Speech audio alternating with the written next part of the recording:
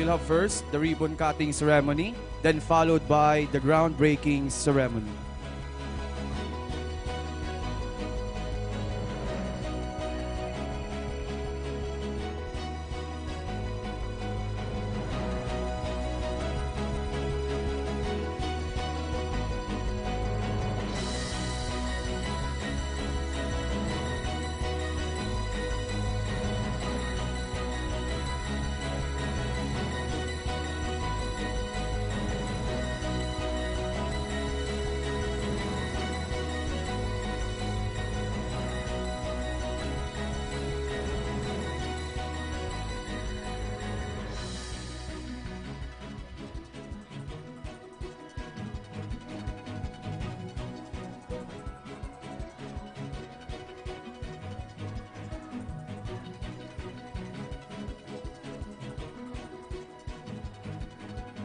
And to cut the ribbon, His Honor, our City Mayor, Honorable Nelson S. Legacion. And 3, 2, 1. Naga na, ngayon na, bagong saya, bagong sigla, bagong pag-asa. Naga na, tayo na, ang galing ay aming ipakikilala. And now, to bless the school building, the 2-story 6-classroom school building, to officiate the blessing is Reverend Father Nelu Nierva, the parochial vicar of the Metropolitan Naga Cathedral.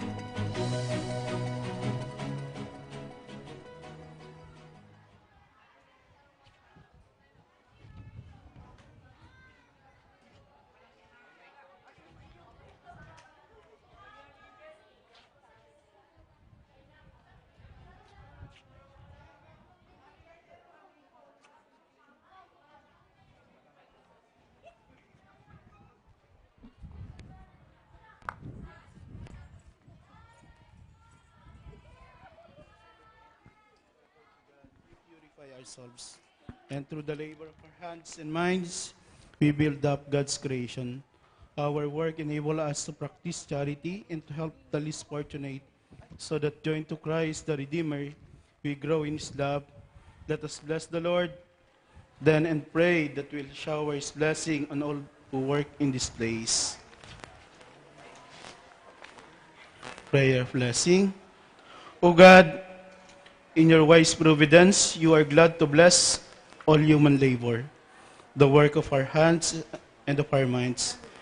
Grant that all who plan and conduct the meeting in this classroom may, through your guidance and support, come to right decision and carry them out fairly. We ask this through Christ our Lord. Amen. Father, Son, the Holy Spirit. Amen. Sige, saan po kita mapon? Naman po. Paano kita kanina? Iya po.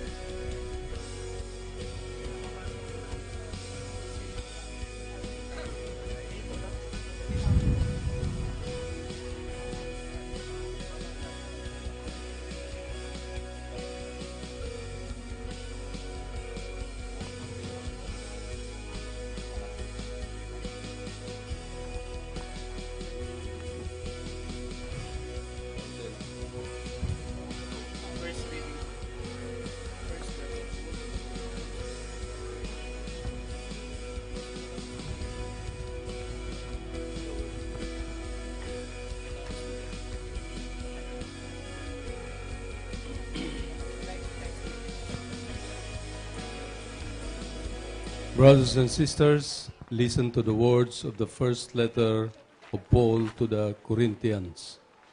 You are God's building, for we are God's co-workers. You are God's fields, God's building.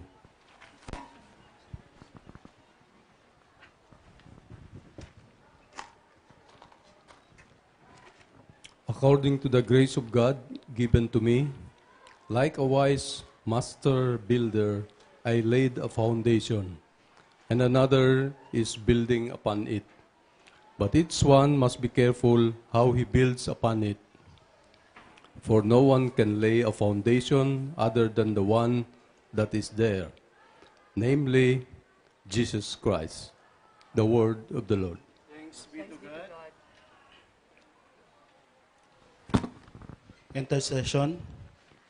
Brethren, let us ask God, our all-powerful Father, that the work we begin today will contribute to the building up of His kingdom, and join us in faith and love to Christ, who is the cornerstone. Let our response be, Blessed be God forever. Lord God, you have given us the knowledge and power to become your co-worker. Let us pray. Blessed be God forever. Through your Son, you have chosen to build your church upon solid rock. Let us pray. Blessed be God forever. With much labor, you shape and polish us into living stone until you make us worthy to be built up into a new and holy Jerusalem. Let us pray. Blessed be God forever. Prayer of blessing.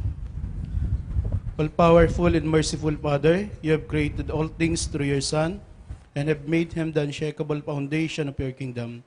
Through the gift of your eternal wisdom, grant that the undertaking we begin today for your glory and our own well-being may progress day by day to a successful completion. We ask this through Christ our Lord.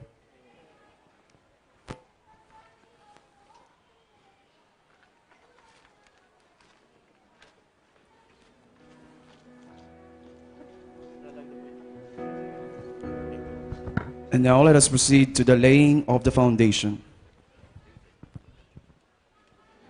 May we request our city mayor, the school's division superintendent, our city vice mayor, along with our city officials.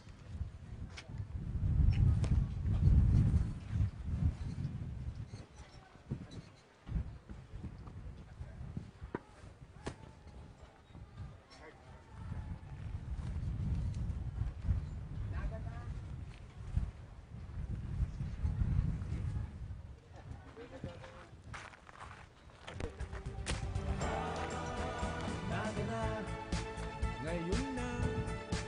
Bagong saya, bagong sigla, bagong pag-asa. Naga na, tayo na. Ang galing ay aming ipakikilala. At di nyo mapipigilan. Ang kwento ay And now, to lay the ground, may we request our city mayor and the city vice mayor. naga na, ngayon na. Final blessing muna bago mag-picture taking. Sige po. The Lord be with you. May Almighty God bless you all. The Father, the Son, the Holy Spirit. Amen. Go in peace, glorifying the Lord by your life. Thanks be to God. Picture taking na po. Thank you very much, Father Nelu Nyerva, the parochial vicar of the Metropolitan Naga Cathedral. Ngayon na, bagong saya, bagong sigla, bagong pag-asa. Naga na, tayo na. Ang galing ay aming ipakikilala.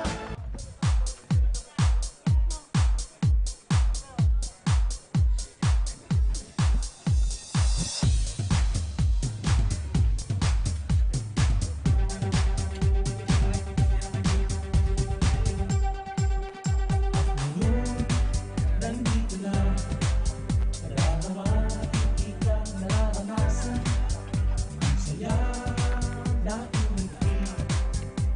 May we request our principal,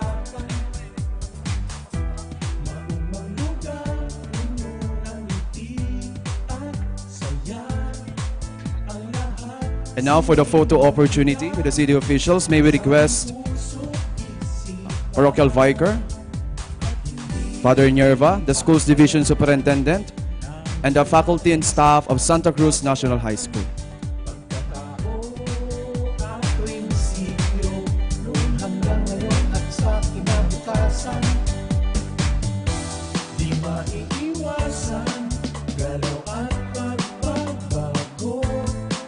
Ngayon nga ay tutungo. Ito na ang bagong kwento. Once again, congratulations.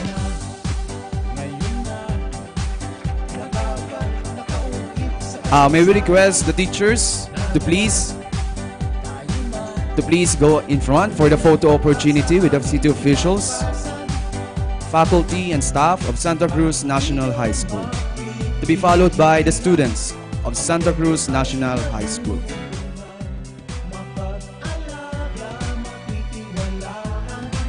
Tibay na lagi nating maaasahan. Taas noo, ito ang aming bayan. Nagana upan na sasawigan ng aming taman sa tutungan. Sa kasaysayan ng aming bayan, paninindigan laging nandyan. Back to the basic, now there will be no strings. Now until tomorrow, we can bet there'll be no conflict. Past to the future, everybody's so sure. Now we can be stronger and together we will always be one.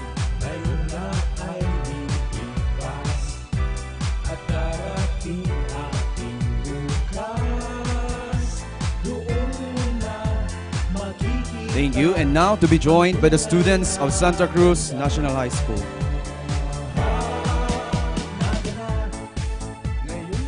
Students of Santa Cruz National High School, please go up front.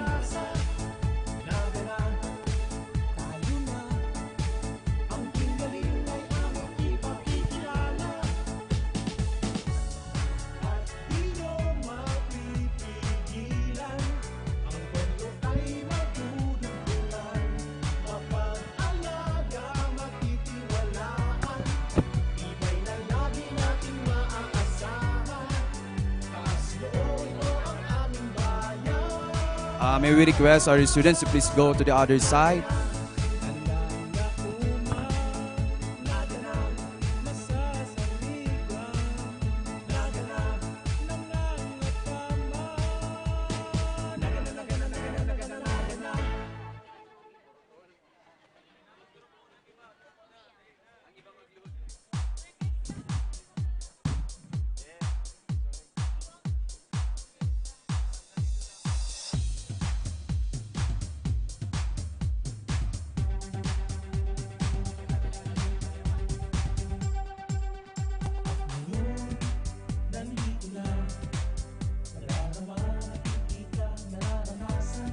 Thank you very much. And also the PTA officers of Santa Cruz National High School.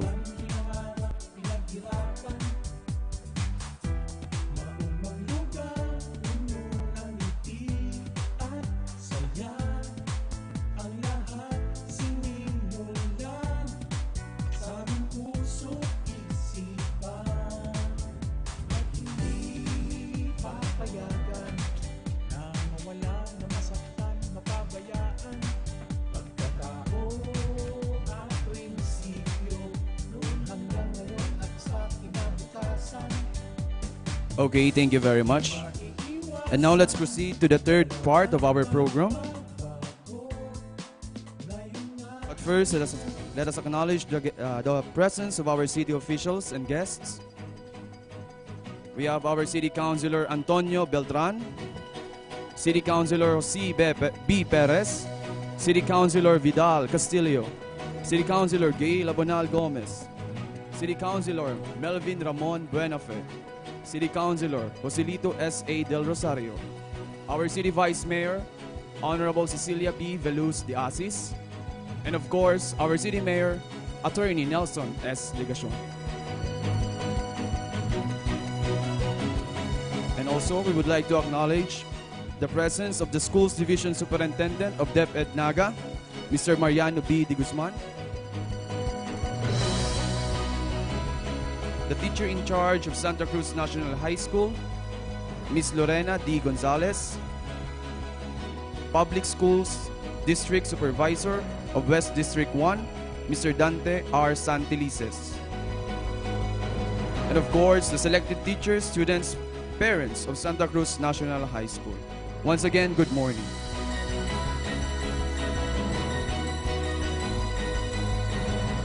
And now, to give us the welcome message, the teacher in charge of Santa Cruz National High School, Miss Lorena D. Gonzalez.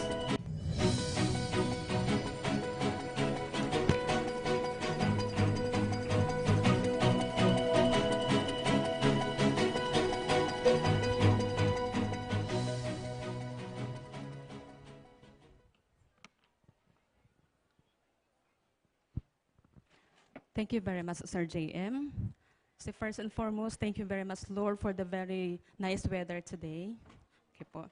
So to our very approachable, supportive, dynamic, resourceful, responsible, and many other adjectives that you could enumerate to describe him, our City Mayor, Attorney Nelson S. Legacion, the equally supportive and dedicated Vice Mayor, Honorable Cecilia B. Vilus de Asis, the hardworking Chairman, Committee on Education, City Councilor, Joselito del Rosario, and other LGU officials.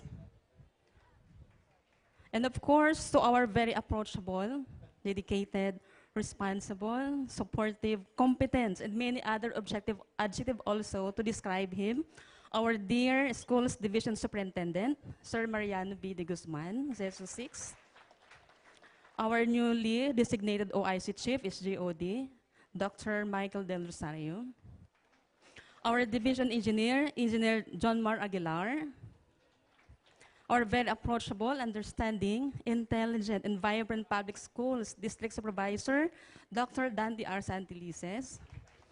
School Principal of Naga City School of Arts and Trade, Sir Noel Perez. My very dedicated, resourceful, and supportive teaching and non-teaching staff, headed by our faculty president, Sir Noel Bilale. Our very active and supportive GPTA president, Mr. Antonio Bragais. The Huron PTA officers, SSG President Bani Bacares, SSG officers, class officers, parents, students, guests, and visitors, a pleasant morning to all. We gather here today to witness another historical event at Santa Cruz National High School. The blessing, turnover of the two-story school building with 6 classrooms, and groundbreaking ceremony of another two-story school building with, this time, 8 classrooms. Indeed, this very significant 3-in-1 occasion fills our heart with so much joy, excitement, and appreciation that our city mayor really takes care of us. Our school in general and our students in particular, because of what we are now and what we have now. Just to give you po a little background and information about Santa Cruz National High School. It started with 218 grade 7 students in school year 2020-2021, where its temporary campus was located at Andaya building of Camarines Sur National High School.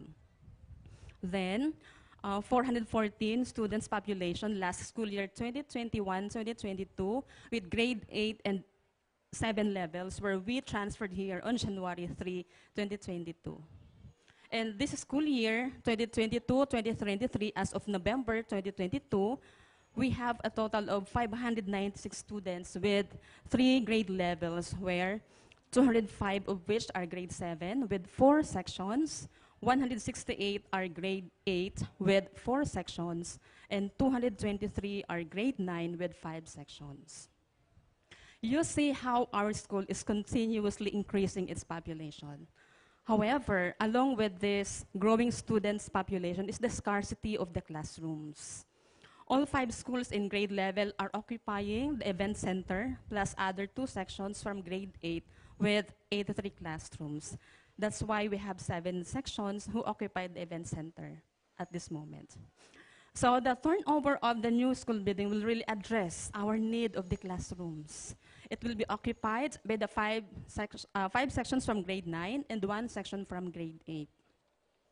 The remaining 1 section is waiving for the next two-story with 8 classrooms, plus our projected additional 250 or more students as incoming grade 10 level. So with this, let me take this opportunity to thank you po, Mayor, sa pagpadangat sa samuyang mga estudyante di sa Santa Cruz National High School. Thank you for bringing the school near the heart of the community. My appreciation also for the trust and chance that our SDS is given to me to continue what I have started at Santa Cruz National High School. We, the teaching and non-teaching staff, are with you in giving quality education for our learners. We'll take care our students as we take care our families. So we'll do our best to make it one of the best schools in Naga, despite the challenges that will cross our way in our undertakings. So it's my honor to welcome you all in this blessing, turnover, and groundbreaking ceremonies at Santa Cruz National High School. Once again, a wonderful morning to all. I forgot po to mention Father. Sorry po, Mother. Nakita ko si Father, kala ko alis na. So, welcome po to our occasion this morning. Thank you very much, Ms. Lorena D. Gonzalez, the teacher in charge of Santa Cruz National High School. And also, we would like to acknowledge the St. Bernardine Construction and Enterprises and the Jambas Builders and Supply by Mr. Agustin Cruz and the proprietor, Virgilio Cruz. And of course, the presence of Engineer Junmar Aguilar, Michael A. Del Rosario, and Michael B. Hernandez.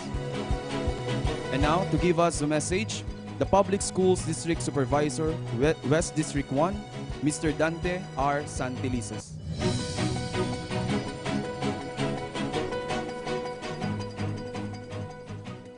Thank you. And the fact that our OIC principal, Ma'am Lorena Gonzalez, has enumerated our guests and everyone here in this gathering.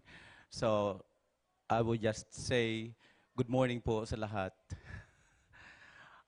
We in the Department of Education, particularly in the West District 1, are so happy for this opportunity given to us by the kind and all better adjectives to our Honorable Mayor, Honorable Son Legacion, and of course, to our energetic Maymadi, friendly, approachable Vice Mayor Nini Diasis, and of course, the entire Sangguniang Panlungsod of Naga City. We are tremendously happy because I understand there will be another building to be constructed soonest. And I understand there's already a bidder or contractor working on the possible construction of this building. And this is actually 2-story, 8 classroom, bigger than what we have right now. So, of course, our school head has mentioned the scarcity or inadequacy of our classrooms, and this will be a solution to that problem. But, of course, it doesn't necessarily mean that Santa Cruz National High School will be vacating the event center as its classroom. The fact that we are trying to reorganize our classes in such a way that we follow a department order requiring us to have at least 40 in a class. For the information of everyone, Santa Cruz National High School has more than 50 in a class, and that's more than the required number. You know, if the number is quite big, quality is also at stake. That's why we are trying to make that number lesser following that department order. So that plan of having another building is really a big help, especially to Santa Cruz National High School. So with that, thank you so much once again, and good morning.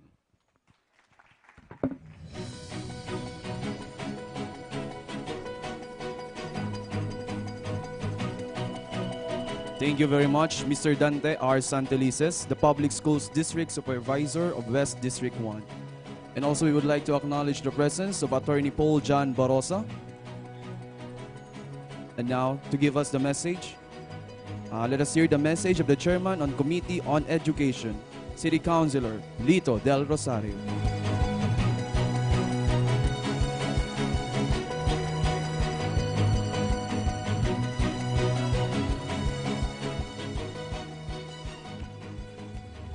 Maray na aga po sa kabos. Sa sote pong parochial vicar of St. John the Evangelist, Reverend Father Nelu Nerva, Mayor Ligacion, Sir, Vice Mayor De Asis, SDS Manny Di Guzman, may co-councilors, Councilor Joe Perez, Councilor Vidal Castillo, Councilor Attorney Oying Rosales, Councilor Dr. Gail Abunal Gomez, Councilor Dodit Beltran, and Councilor General Omar Benape. Sirima po si Dr. Santelices, Dr. Michael Del Rosario. Congratulations po lang, sir, on your promotion. And sa tuwi pong matibay na principal, Ma'am na Lorena Gonzales. Sa mga empleyado po kang City Engineer's Office, as sa iba pa mga opisina sa City Hall, Narayaon, PTA, mga faculty, and sa mga estudyante po kang Santa Cruz National High School. Congratulations po sa Satoy Agabos for this yet another milestone, important milestone in the education sector. Of course, with our beloved City Mayor at the helm of this significant undertaking. As how DepEd Regional Director Mr. Gilbert Sadsad puts it, Mayor Son is indeed an education mayor for championing the education sector under his administration. We at the Sangguniang Panlunsod ng Naga, with our beloved City Vice Mayor, the Honorable Nene De Asis at the lead, largely believe and support this agenda of Mayor Son. And so we see to it that the direction of our local legislations is a complementation to how Mayor Son envisions an inclusive education, when schooling is not anymore a prerogative of one socioeconomic status, but rather a privilege everyone enjoys. For one, we revisited the provisions of our programs on scholarships and educational assistance and made necessary amendments to expand the scope thereof and to make education, especially basic education, more accessible to students. And now, these blessing and groundbreaking ceremonies of these new classrooms here at the newly established Santa Cruz National High School. All the more do so. This infra project means families saving extra costs in sending their students to school, especially now because of the ever-increasing prices of goods and other commodities. This also means students enjoying the convenience of nearer school. Also, decongested bigger schools for quality learning.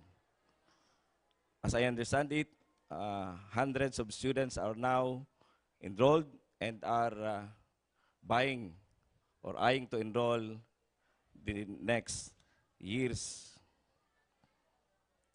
With this more enabling environment for development that our local government is committed to provide, we also call on the same commitment from our dear students, families, and teachers in upholding education as a significant tool that can unlock more possibilities for one's development, which is the end goal of these infra projects.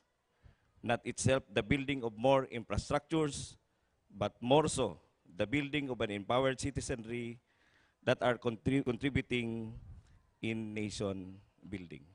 Salamat po, maray na aga sa Satoy Kapos. Thank you very much, Councilor Joselito Del Rosario. And now, let us hear the message of our City Vice Mayor, Honorable Cecilia B. Velus de Asis.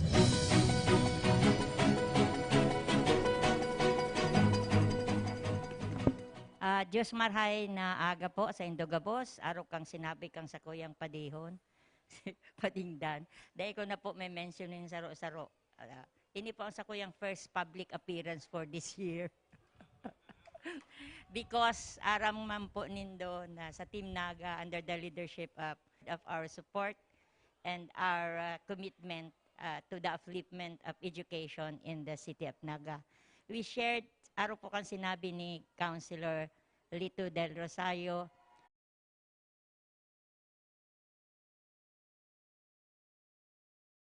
and we shared the same vision and mission.